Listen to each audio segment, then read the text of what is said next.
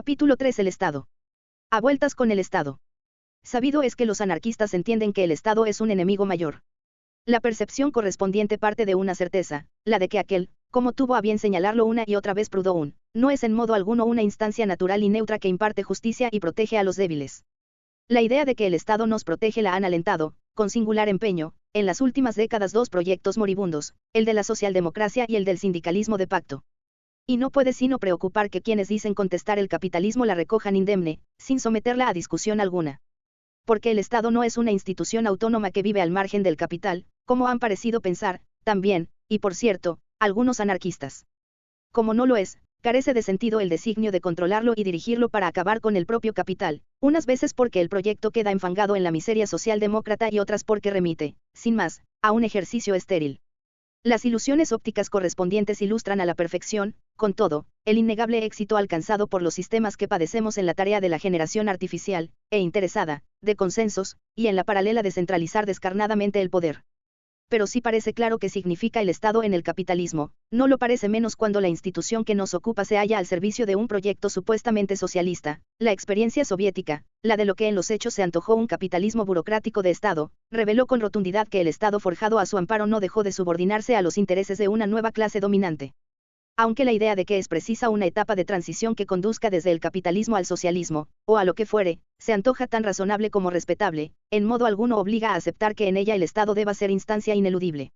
Del mismo modo, lo suyo es recordar que, pese a que, infelizmente, la mayoría de las modulaciones de las opciones reforma y revolución han entendido el Estado como agente articulador principal, la credibilidad de este para la una y para la otra tiene por fuerza que haber menguado, y notablemente, a lo largo de los últimos 100 años. John Hallewell ha subrayado que el principal error de los movimientos revolucionarios de matriz marxista no ha consistido en negar la naturaleza capitalista del Estado, sino en malentender el grado de integración de éste en la red de las relaciones sociales capitalistas.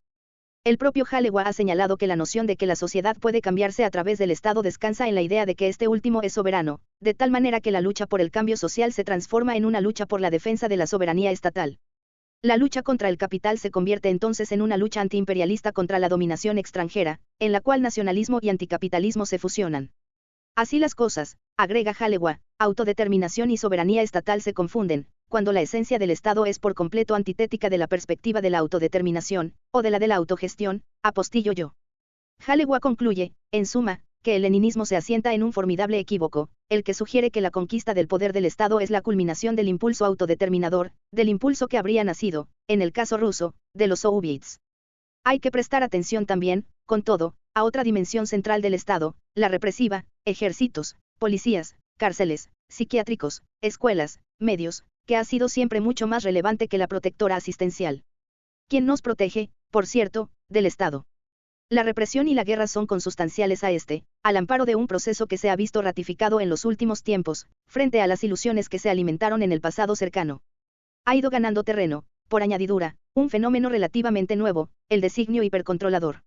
La naturaleza intrínsecamente coercitiva del Estado bebe, como lo ha sugerido repetidas veces David Graeber, de una contradicción fundamental. Cuando aquel reclama para sí el monopolio del empleo de la violencia, basa esa pretensión en un poder distinto del suyo, esto es, en actos que eran considerados ilegales en el sistema jurídico anterior al del propio Estado, que en consecuencia surge de resultas de hechos violentos que en el momento de producirse eran considerados ilegales. Graeber subraya cómo los revolucionarios franceses de 1789 eran culpables de alta traición desde la perspectiva del orden que estaban empeñados en contestar. Si los reyes, que se autoemplazaban interesadamente al margen de ese orden, encontraban en semejante operación un acomodo para salir del atolladero correspondiente, no sucede lo mismo, en cambio, con el pueblo. Este último es invocado como fuente legitimadora de la violencia del Estado al tiempo que se considera con pánico cualquier horizonte de democratización genuina de los procedimientos legales reguladores. El pueblo es entonces un fundamento meramente retórico, nunca material, del orden de la violencia estatal, que, siempre desbocada, en los hechos escapa por completo al control y la dirección populares. En tales condiciones gana peso, en virtud de su estricta racionalidad, la opción libertaria, que sostiene que la revolución en modo alguno puede consistir en hacerse con el poder coactivo del Estado, debe asentarse, antes bien, en el designio de apostar por la organización social desde la base. Es cierto, en fin, que muchos de los perfiles de la institución Estado han ido mudando con el paso del tiempo. Así, y por ejemplo, el Estado europeo occidental característico del siglo XIX, con sus aditamentos de farsa electoral y nula dimensión asistencial, se dotó en el vigésimo de una pátina de democracia adobada de aparentes vínculos con el bienestar de la población. Como lo sugeriré un poco más adelante, estamos obligados a liberarnos, parece, de las muchas ilusiones ópticas que han rodeado al Estado social de derecho. La deriva autoritaria de la institución Estado, y su sumisión manifiesta a los intereses privados, cada vez más evidentes en los últimos tiempos, no hacen sino fortalecer el diagnóstico anarquista, solo en apariencia puesto en jaque por los estados del bienestar. Para que nada falte, en suma, al argumento que a lo largo de los 2 últimos siglos subraya que en el aparato del Estado pasaron a anidar numerosos parásitos, se suma ahora la certeza de que hablamos de una maquinaria que vive a expensas, también, de las futuras generaciones. No será, por cierto, que el Estado del futuro dará plena satisfacción de aquella vieja afirmación de Arthur Koestler que señalaba que en un Estado totalitario todo aquello que no está prohibido es obligatorio. Los estados del bienestar. Desde una perspectiva libertaria es inevitable formular una crítica general de lo que los estados del bienestar han supuesto en la segunda mitad del siglo XX en la Europa occidental. No hay, por cierto, manifestaciones del fenómeno fuera de ese ámbito geográfico. Con esa vocación se señala que son instituciones propias, y exclusivas, del capitalismo, se subraya que acarrean mecánicas de delegación del poder, y de decisión sobre los recursos, que escapan a cualquier lógica autogestionaria y de control popular, y que colocan siempre al Estado en el centro de todos los procesos, se certifica su visible relación con un proyecto muerto, el de la socialdemocracia, se llama la atención sobre sus vínculos con formas de sumiso sindicalismo de pacto como el que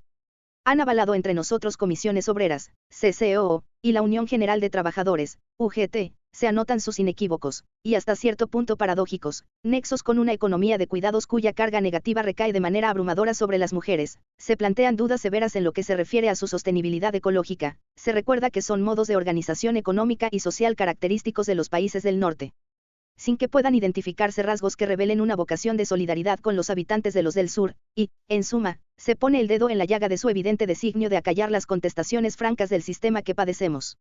Una vez se enuncian esas críticas, salta a la vista un problema no precisamente menor, si, por un lado, no sería muy saludable que esquivásemos lo que nos dicen, por el otro hay que atender de forma cumplida las demandas, lógicas, que plantean las personas en materia de sanidad, educación o pensiones. No podemos decirle a un anciano, por ejemplo, que, como quiera que estamos empeñados en construir un ambicioso programa de comunas libertarias, debe renunciar a su pensión y a la atención en un ambulatorio de la seguridad social. La principal respuesta que se ha formulado ante este problema ha consistido en la defensa de una sanidad y de una educación públicas autogestionadas y socializadas. Aunque esa respuesta implica una encomiable conciencia de que el problema existe, admitamos que no acierta a resolverlo de manera cabal. Ello es así ante todo por una razón fácil de identificar: la lógica de la autogestión y de la socialización casa muy mal, no casa, con la del Estado, y ello da pie a contradicciones insorteables. Procuraré, de cualquier modo, una discusión más pegada al suelo. Hoy por hoy las demandas de preservación del estado del bienestar chocan, entre nosotros, con 2 escollos principales. El primero lo aporta lo que se intuye una lamentable ilusión óptica, la de que podemos volver a 2007, a la situación anterior a la del estallido de la crisis financiera, en abierta ignorancia, por eso hablo de una ilusión, de que lo que tenemos ahora es una consecuencia lineal de lo que teníamos entonces. Esto al margen, en el mundo libertario es inevitable concluir que la mayoría de las gentes piden algo más que la mera reconstrucción de un capitalismo presuntamente regulado. El segundo escollo nace de una pregunta inevitable: ¿de cuánto tiempo disponemos para reenderezar las cosas en el ámbito de la sanidad, la educación o las pensiones, tanto más cuanto que la reconstrucción del estado del bienestar reclama el concurso, en lugar central, de partidos, parlamentos e instituciones que no parecen estar por la labor o, para decirlo mejor, que respaldan, con descaro o sin él, privatizaciones y recortes?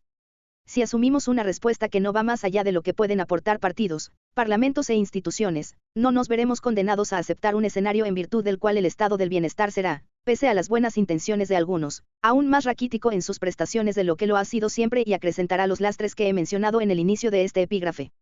Muchas veces he contado que hace años, al calor de una de las muchas movilizaciones estudiantiles, me acostumbré a recitar esa letanía que reivindicaba una enseñanza pública, universal, gratuita, laica y de calidad.